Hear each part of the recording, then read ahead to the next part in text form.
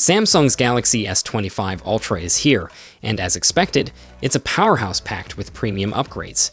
From its refined, lightweight design to a larger screen, a next-gen processor, and a brand new ultra-wide-angle camera, it checks all the boxes for a flagship device. However, one controversial change has fans talking: the non-Bluetooth S Pen. Yes, you heard that right. Samsung's top-tier smartphone now comes with the standard S Pen that lacks Bluetooth functionality, a feature included with its predecessor. Gone are the days of using the S Pen as a remote camera shutter, performing air gestures, or unlocking your phone with a wave of the pen.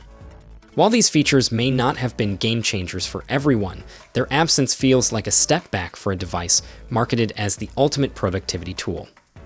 So, why did Samsung make this move? Unsurprisingly, it boils down to business. The company plans to sell a Bluetooth-enabled S Pen separately, turning what used to be an included feature into an optional and likely more expensive accessory.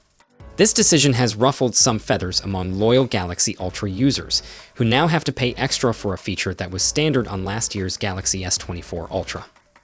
Evidence of the Bluetooth S Pen's existence comes from an official Samsung blog that highlights how the pen can still function as a remote control for apps like the camera. However, it's not currently listed on Samsung's site.